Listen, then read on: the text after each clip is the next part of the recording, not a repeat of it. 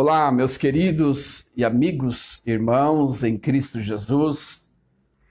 Neste momento eu resolvi vir aqui para trazer uma palavra e eu meditando aqui na palavra de Eclesiastes 11, a palavra fala muito comigo e dá muito certo para a minha vida e eu creio que também ela poderá dar certo para a sua vida, não é? A palavra de Deus, ela é assim mesmo, né? Ela se encaixa para a nossa vida de uma forma maravilhosa, ela traz para nós ensinamentos e diretrizes as quais nós devemos tomar. A palavra de Deus é maravilhosa, ela não nos deixa em dúvida, né? E às vezes nós estamos pedindo uma direção do Senhor, e o Senhor fala conosco assim de um ápice, de repente, o Senhor começa a falar conosco e nós estávamos à espera que Deus falasse de uma outra forma. É que nem a palavra de Eliseu, quando foi orar por Naamã, e ele colocou as mãos sobre Naamã, e Naamã dizia: olha, eu pensei que ele viria sobre mim e colocasse as mãos, aliás, ele não colocou as mãos, eu pensei que ele viria sobre mim e colocasse as mãos sobre mim, mas ele mandou um recado para que eu fosse até o tanque e me lavasse. Então, às vezes, nós estamos esperando Deus falar conosco de uma forma, e a palavra de Deus está em nossas mãos, e Deus quer falar conosco de uma forma maravilhosa, e Deus acaba de falar comigo aqui, através dessa palavra de Eclesiastes 11, e me faz entender algumas perguntas as quais eu tenho feito para ele. Eu não vim neste momento em busca dessas respostas. Neste momento eu vim para transmitir uma palavra a algum coração, a alguma mente, alguém que pudesse estar interessado em ouvir, e foi esse o intuito.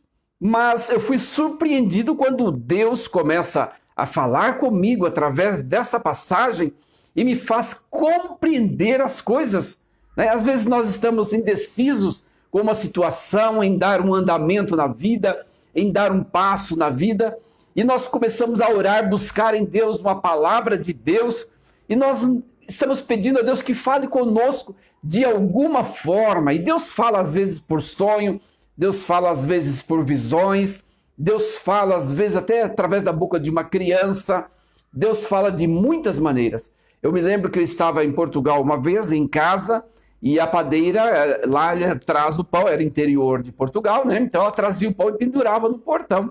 E ela trouxe o pão, quando eu abri a porta, ela gritou: um dia de cada vez, seu Ananias, um dia de cada vez. Eu estava preocupado com uma certa situação.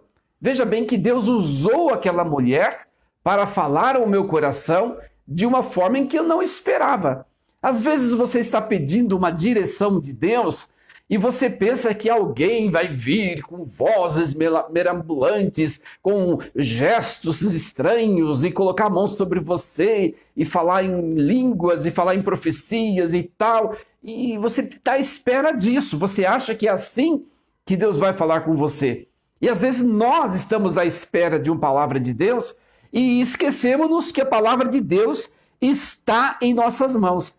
E se nós buscarmos com inteligência em oração, orando, clamando a Deus para que fale conosco, Deus vai falar conosco de uma forma maravilhosa.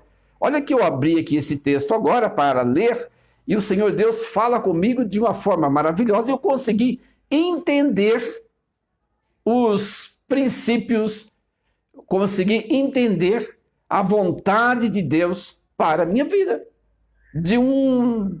De repente, de um momento assim surpreendente, o Senhor Deus fala ao meu coração.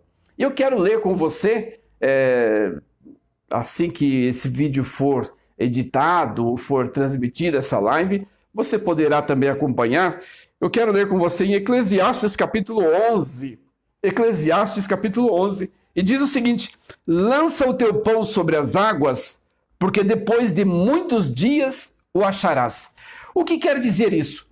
Nas cidades portuárias, tanto do Antigo, tanto do Novo Testamento, dos tempos bíblicos como hoje, nas cidades portuárias, os alimentos, os todo tipo de mercadoria, seja ela de alimento, seja ela outra, uma boa parte elas são transmitidas, são transportadas, ou melhor dizendo, via navio, né? Via mar, via navio. E naquele tempo eram os barcos, os navios chamavam navio, mas não eram navios possantes, poderosos como os navios de hoje.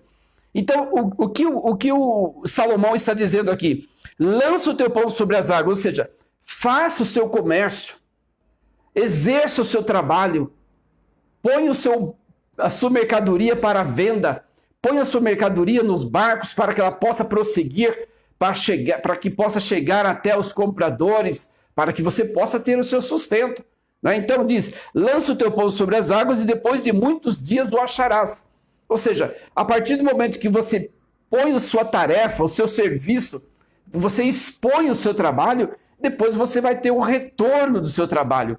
Então, quando ele diz lança o teu pão sobre as águas, era uma expressão metafórica extraída do comércio de cereais numa cidade portuária marítima, ilustrando a perspectiva de sucesso de empreendimento comerciais ousados. Ou seja, o comércio era feito por via água, via marítima, não é? Então, lança o teu pão sobre as águas, exerça o seu trabalho, exerça a sua função, se exponha, abra as portas do seu comércio, ponha o seu carro de venda na rua, faça tudo o que depende de você. E depois de muitos dias o acharás. O retorno virá. Né? Quando nós trabalhamos, o retorno vem. É por isso que a palavra de Deus diz, digno é o trabalhador do seu salário. Portanto, quando nós estamos dispostos a trabalhar, o retorno também virá. O verso 2 de Eclesiastes 11 diz o seguinte, reparte com 7 e ainda com 8, porque não sabes qual mal sobrevirá à terra. O que ele está querendo dizer? Ele está relacionado, desde o começo do primeiro versículo, com o ganho, com o sustento, com o seu meio de vida. Então ele diz, reparte com 4. Ou seja, ter investimentos diversificados é uma maneira de se obter segurança nos negócios. Quando um não der certo, o outro dará. Se você tem só uma profissão, ou se você não é um polivalente, você pode ficar preso a uma profissão só, somente a uma função. Se aquela função não der certo, você fica desguarnecido. Então é importante o ser humano, em todo tempo, e nos dias de hoje muito mais, é ele ser polivalente, é ser capaz de exercer várias funções. Se ele trabalha, vamos supor, de pedreiro, e não dá certo para trabalhar de pedreiro, ele vai trabalhar de aplicar gesso acartonado, ou pladur, como se chama lá em Portugal. Ele vai trabalhar em carpinar um quintal, ele vai fazer uma pintura. Então é importante que nós tenhamos várias profissões ou várias habilidades, né? Várias habilidades para exercer alguma forma de adquirir o nosso pão de cada dia. Então, por isso que ele diz, reparta com 7 e ainda com 8, porque não sabes que mal virá sobre a terra. Pode vir uma crise na profissão a qual você tem, mas se você tiver outras habilidades, você pode se safar, você pode resolver a sua vida tendo outras habilidades. Né? Uma mulher que é cozinheira, ela pode ter também uma função ou habilidade para ser costureira. Uma mulher que é costureira, ela pode ter uma habilidade para ser faxineira, para cuidar de idosos, para cuidar de crianças. Ela pode ter outras habilidades que poderão suprir o seu pão no momento que ela estiver passando de crise, tiver uma crise dentro daquela função principal dela. Né? Imagine que ele é um engenheiro, né? Ainda na região em que ele mora está escasso a situação de engenharia e não encontra trabalho. O que ele vai fazer? Vai ficar preso à sua função? Não, ele tem outras habilidades, então ele vai exercer outras habilidades. Se ele for engenheiro e não tiver nenhuma vaga, nenhuma oportunidade na área da engenharia, se ele for também um pedreiro, ele pode exercer o serviço de pedreiro. Qual o problema dele ser um engenheiro e trabalhar de pedreiro? Qual o problema? não é? E eu acredito que até o pedreiro tem mais criatividade, porque ele exerce, ele planta, ele começa, ele vê crescer a sua obra. Então é uma função bastante bonita. Então quando ele diz, reparte com 7 e ainda com 8, porque não sabes o mal que virá sobre a terra, ele está dizendo para que nós tenhamos mais habilidades, que nós tenhamos outras habilidades, para que quando nós tivermos escassez, ou encontrarmos, ou depararmos com uma escassez em uma certa função, nós vamos ter outras funções que nós podemos se abrir para ela, outros caminhos, o qual nós possamos trilhar por eles, né? E o verso 3 diz o seguinte, Eclesiastes 11, estando as nuvens cheias, derramam aguaceiros sobre a terra, cai uma árvore para o sul ou para o norte. O que quer dizer? Há situações inevitáveis, mas situações de vida, em muitas situações da vida. Então, há situações inevitáveis. Quem é que consegue evitar uma árvore quando ela está carregada pela chuva e está às vezes já grande, cansada? Ela pode cair, ela pode descer, pode tombar para um lado ou para o outro, e é inevitável. Portanto, são situações da vida, não é? Se você tem uma profissão, uma função, e ela não está inserida no mercado, não está no auge, não está afluente no mercado no momento em que você precisa, mas você tem outras qualificações e que você pode prosseguir. Quem somente observa o vento, verso 4, nunca semeará, e o que olha para as nuvens nunca cegará. Ou seja, se você abrir a janela cedo, de manhã, olhar para o tempo e dizer, olha, eu não vou para o trabalho porque vai chover. Eu não vou exercer a minha função hoje, vou ficar em casa, sentadinho no sofá, porque está muito frio, porque está muito vento, as condições climáticas não estão boas. Quem olha para o clima não semeia. Quem está observando os tempos, os perigos das intempéries, ele não sai de casa. E às vezes a pessoa abre a janela, está um temporal armado, ele sai para trabalhar, está tudo bem. Depois passa o dia, um dia maravilhoso. Não é? Quem trabalha no tempo sabe disso, que isso acontece muito.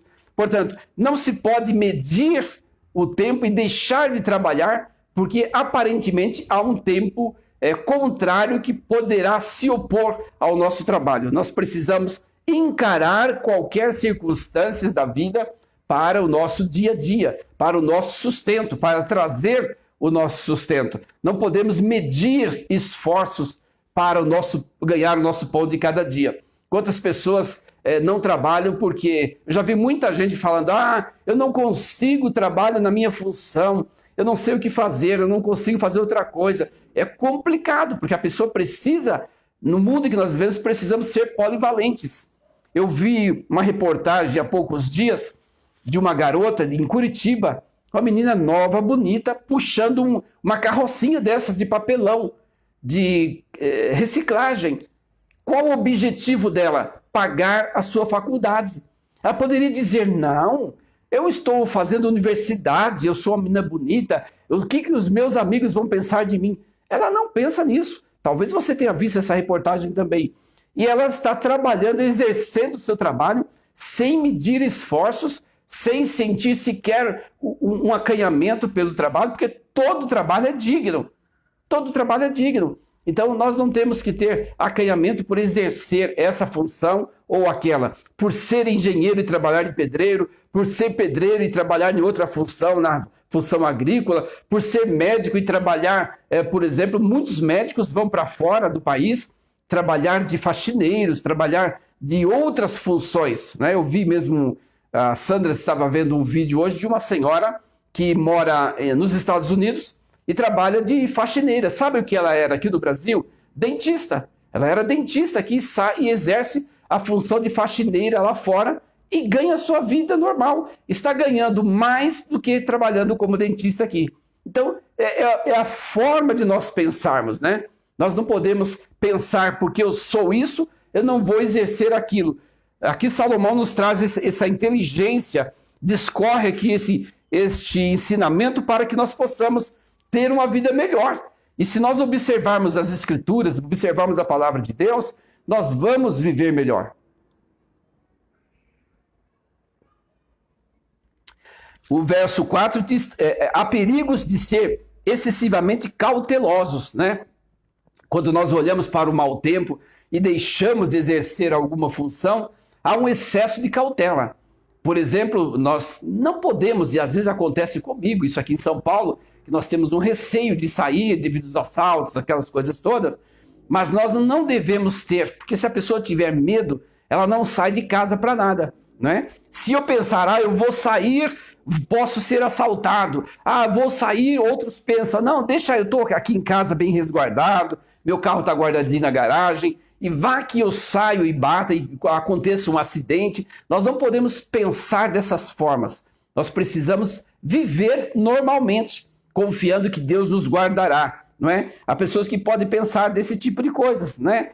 Se eu fizer isso, se eu sair e acontecer isso, se eu andar de avião, o avião cair, se eu sair de carro e acontecer um acidente, se eu andar de bicicleta e for atropelado. Não, nós temos que viver a nossa vida normalmente. O excesso de cautela pode nos prender e pode não deixar que nós façamos ou toquemos a nossa vida para frente como deve ser. Portanto, é preciso observar os ensinamentos da palavra de Deus. O verso 5 diz assim: assim como tu não sabes qual o caminho do vento, nem como se formam os ossos no ventre da mulher grávida, assim também não sabes as obras de Deus, que fazes todas as coisas.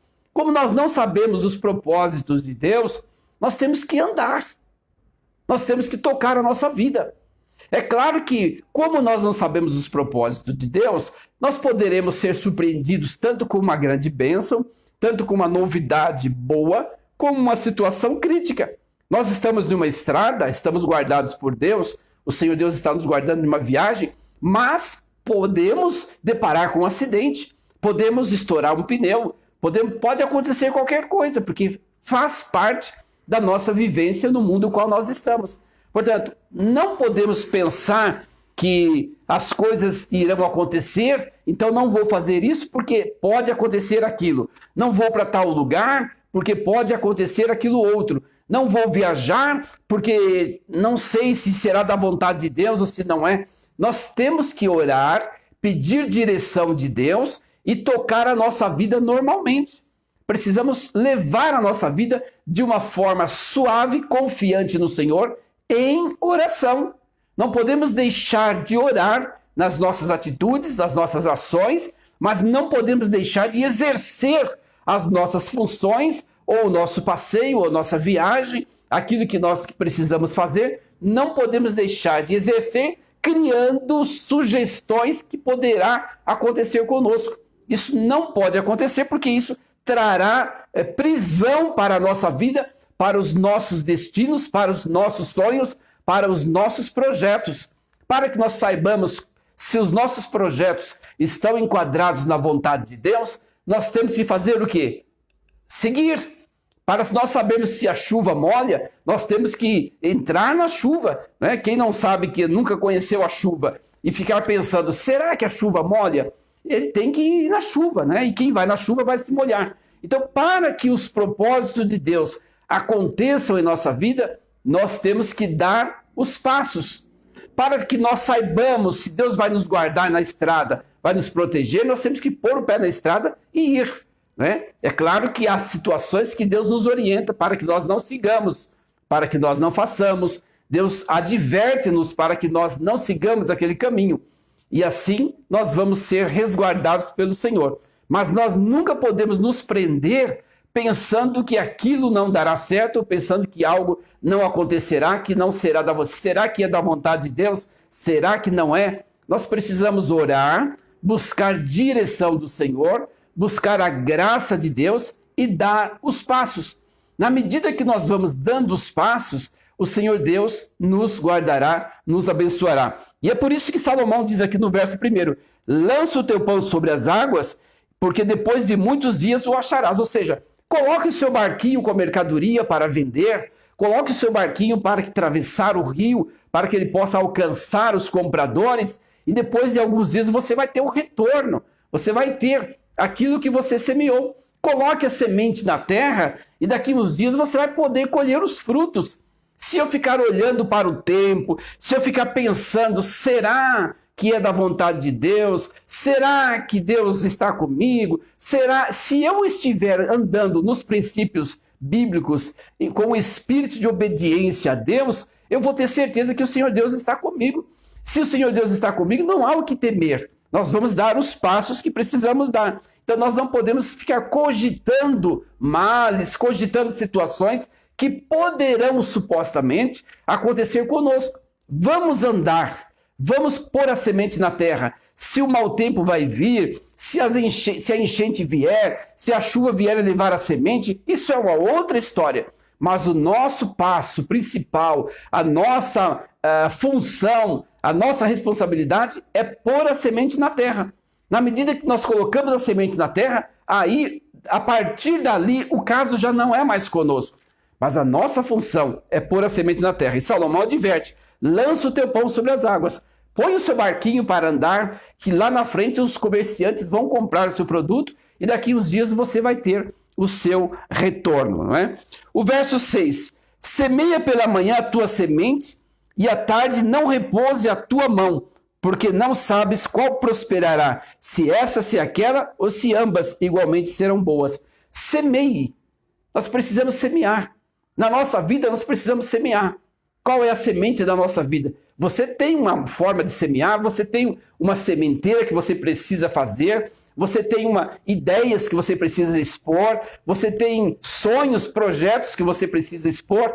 Exponha os seus projetos, sonhe com os seus projetos, faça a sua parte, semeie a semente aqui, semeie a semente ali, semeie a semente lá, porque você semeando, você vai ter... um dia vai ter oportunidade de colher. Não repouse a tua mão, ou seja, não seja preguiçoso no avançar, não seja temeroso, não seja cauteloso excessivamente. Eu falei agora há pouco sobre a cautela excessiva, né? Nós temos receio de sair, que podemos ser assaltados, receio de ir na rua, que temos medo de ser atropelados, receio de viajar, porque temos medo de acontecer alguma coisa. O que há de vir virá. Né? O que há de vir virá e nós não temos como nos livrar. Deus poderá nos livrar, mas nós temos que estar certos de que as coisas que terão que acontecer, acontecerão. Ou nós estando aqui ou nós não estando. Né? Eu já vi, nessa época da pandemia, eu vi pessoas tremerem de medo da Covid e ao ponto de não saírem de casa. Né? Não sair de casa de tanto medo da Covid. Isso é um problema, porque a pessoa acaba morrendo de pavor. A pessoa acaba morrendo de medo. Então nós temos que, com as cautelas, continuar na nossa vida. Né? Se eu vou sair à rua, eu vou sair com cuidado, com atenção. Se eu vou dirigir, eu não posso pensar, não, eu não vou sair com o meu carro, porque eu posso bater o carro. Não, eu vou sair pedindo a bênção de Deus, eu vou sair, mas vou sair com cautela, com cuidado. Né? E Deus tem a responsabilidade de me guardar. Ele não tem a obrigação de me guardar, mas ele tem a responsabilidade e ele é responsável para com os seus filhos. E ele pode nos guardar. O verso 7 ao 8 diz, doce é a luz e agradável aos olhos ver o sol. Não é? Doce é a luz, doce é a vida deste mundo. A vida é um dom de Deus. Se nós vivermos este dom que Deus nos deu com doçura, nós vamos ser pessoas felizes. Né? Confiante no Senhor, crendo que Ele está conosco, que Ele nos guardará, que Ele nos protegerá. Se nós assim vivermos, nós vamos viver felizes. Mas se eu viver com receio, com medo, se eu fizer isso e acontecer aquilo, se eu for viajar e cair o avião, se eu for andar de... Não, eu não posso, eu tenho que fazer as coisas sob oração, ou seja, debaixo de oração, confiando em Deus, pedindo confirmação de Deus, né? E as confirmações Deus nos dá. Deus vai nos dando direção, Deus traz paz aos nossos corações. Quantas decisões eu precisei tomar na minha vida, ao longo da minha vida, e uma das coisas que Deus me orientou a fazer era pedir paz de Deus naquela decisão, não é? Que coisa gostosa, quando você está com uma decisão para ser tomada e você está levando ela em oração, e você pede ao Senhor que dê direção, e o Senhor te transmite paz, Você faz aquilo com uma suavidade tremenda. E as coisas, todas elas se encaixam. Mesmo que a princípio parece que elas estão todas erradas e parece que você deu, como diz o ditado, com um burro na água. Né? Parece que você entrou em uma situação, em uma rua, em um beco sem saída. Mas não, pode até parecer que está tudo errado, mas Deus está presente, Deus está conosco e Deus abençoa e as coisas vão caminhando sob a direção e os cuidados do Senhor. Então, pedir a Deus, um dos maiores sinais que nós possamos pedir a Deus é pedir paz sobre aquela decisão a qual nós estamos tomando. E quando o Senhor nos dá paz sobre aquela decisão e os meios para que nós possamos exercer aquela decisão, aplicar aquela decisão, quando os meios chegam até nós, as coisas fluem de uma forma gratificante. Tudo é paz, tudo é harmonia, as coisas acontecem e nós encaramos. Não quer dizer que, se for da vontade de Deus, não poderá ter algum contratempo. Isso é natural. Nós estamos no mundo, nós dependemos de terceiros, nós dependemos de pessoas, né? Há pessoas que o ônibus atrasa, ele já fala que é Deus que está falando para ele não ir, né? O carro furou pneu, ele já diz, não, olha só, Deus está dizendo que é para eu não ir. Peraí, são coisas da vida. São circunstâncias da vida. Não é porque eu planejei fazer uma viagem e o pneu do meu carro furou que Deus está dizendo para eu não ir. Não podemos medir as coisas por aí.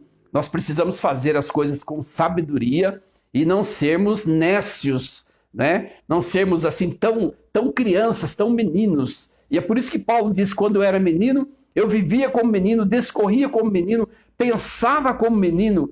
É agora que eu passei a ser homem, deixei as coisas de menino. Então nós precisamos ter sabedoria divina, precisamos buscar em Deus sempre todos os propósitos, todos os passos os quais nós vamos dar, nós precisamos buscar em Deus direção. Nós nunca podemos fazer as coisas sem oração. E é por isso que Tiago diz, se Deus quiser, eu vou, se Deus quiser, eu farei, se Deus quiser, eu estarei lá. Se assim o Senhor Deus permitir, porque nós não podemos afirmar que faremos amanhã, né? A Bíblia diz que Deus, o homem tem os seus planos e propósitos, mas Deus tem a resposta na boca. Deus tem a resposta nos lábios, na ponta da língua. Enquanto nós estamos planejando, pensando, Deus tem a resposta certa. Nós podemos planejar para amanhã, mas Deus é quem sabe se nós vamos poder atuar amanhã ou não. Ainda que o homem viva muitos anos, regozije-se em todos eles. Contudo, deve lembrar-se de que há dias de trevas. Olha só, você vai viajar, pode furar o pneu do carro, você pode bater, pode acontecer um acidente. Há dias de trevas. Na sua vida pode alguma coisa não dar certo. Não quer dizer que Deus não está presente.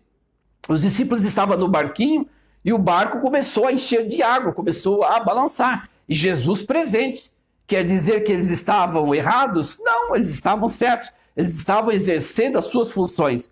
Não é? Tudo quanto sucede é vaidade. Veja bem que Salomão diz, ainda que o homem viva muitos anos, regozije-se todos eles, contudo deve lembrar-se de que há dias de trevas. Ainda que nós vivamos muitos anos na face da terra, nós precisamos nos alegrar desses dias e lembrar que nesse período, desses passar de anos, nós vamos encontrar momentos de trevas. Quantos momentos de trevas nós encontramos na nossa vida que nós questionamos às vezes, meu Deus, será que eu vou suportar passar por essa fase tão difícil? Senhor, o que eu fiz? Porque eu estou passando... São coisas da vida, fazem parte da vida. A vida não é só flores, a vida também tem os seus empecilhos, tem as suas dificuldades. A vida não é só dias de sol, tem os dias de trevas, tem os dias de tempestades, tem os dias que o céu está escuro, tem os dias que as coisas parecem que não batem muito certo, mas tudo isso faz parte da vida. Nada como viver um dia de cada vez. Amanhã é outro dia e as coisas de amanhã poderão ser diferentes. Nessa jornada aqui, a qual nós estamos com respeito ao nosso filho, há dias que nós estávamos empavorados, completamente desnorteados, buscando a direção de Deus. E há dias que nós podíamos respirar, como agora estamos respirando suavemente, com suavidade, com tranquilidade, ainda e continuando confiando no Senhor, porque Ele está conosco. Então, o viver, deparamos com essas situações, dias de sol, dias de trevas, porque isso faz parte. Porque se serão muitos, os dias de trevas serão muitos. Então, se você já passou por alguns dias de trevas, poderá passar por outros, porque são muitos. Conta aí quantos você já passou. Vamos fazer a conta aí. Suponhamos que você conte aí e diga, já passei vários dias de trevas, já passei 50 dias de trevas, contando o período da sua vida. Saiba que poderão vir outros ainda, porque são muitos. Tudo quanto sucede é vaidade. Tudo que está nessa vida é vaidade. O que é vaidade? Vaidade é coisa passageira. Né? Hoje está em uma situação, amanhã poderá estar em outra. Né? Hoje o carro está de rodas para cima, amanhã alguém vai virar ele com as rodas para baixo, normal. Então todas as coisas cooperam para o bem daqueles que amam a Deus. Né? As coisas cooperam para o nosso bem, fazem parte da vida. Não vamos endemonizar tudo. Olha, aconteceu isso, é o diabo está me espantando. Será que é o Satanás que está fazendo alguma coisa na minha vida que não está dando certo? Não, faz parte da vida. Não dê atributos a Satanás. Não passe carteira de direitos a exercer uma função na sua vida para Satanás. São coisas da vida. Nós podemos ter, sim, repreender e pedir a graça de Deus, porque poderá Satanás estar tentando contra nós. Mas precisamos entender que até mesmo alguma atitude dele é coisa permitida por Deus ou faz parte da vida.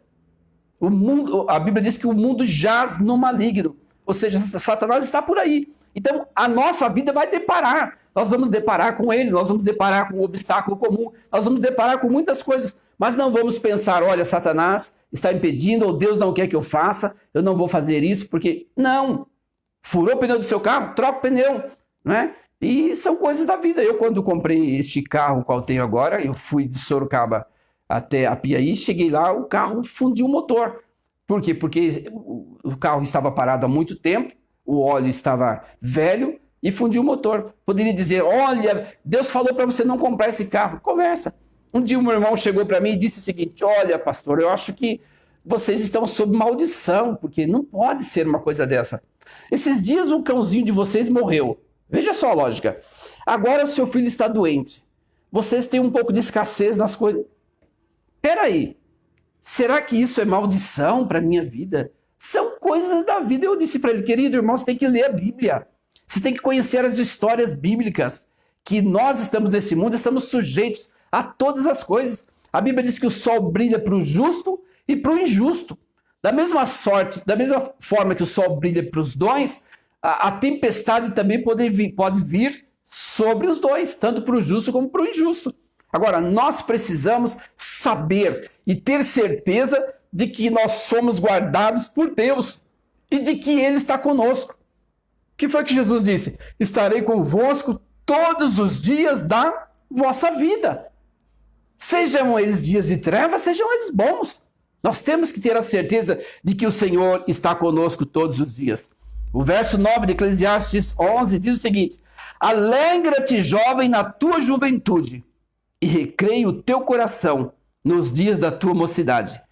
Anda pelos caminhos que satisfazem o teu coração, agrada os teus olhos, sabe, porém, que de todas essas coisas Deus pedirá conta. Ou seja, aqui ele está dando conselho agora para os jovens. Viva a sua vida com alegria, viva nos seus prazeres, mas saiba que de tudo você vai prestar conta a Deus. Nós podemos viver a nossa vida da forma que nós acharmos melhor. Tranquilo, usufruindo, nos alegrando, mas tudo com inteligência. Porque qualquer coisa que nós fizermos que não estiver enquadradas na vontade de Deus e na palavra de Deus, nós vamos prestar conta.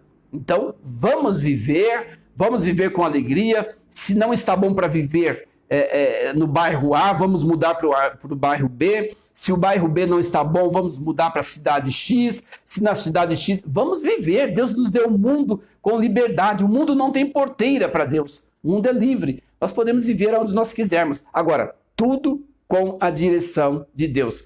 Eu não posso deixar uma tarefa que Deus me deu, abandoná-la de qualquer forma e mudar para o outro lado.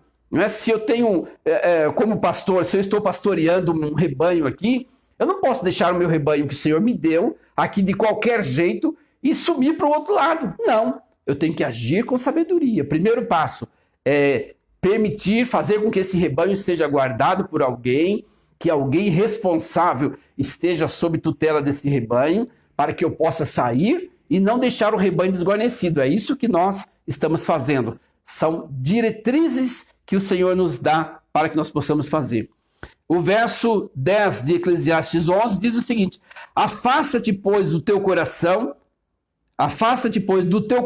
o desgosto e renove na tua carne a dor, porque a juventude é a primavera da vida, e a primavera da vida são vaidades.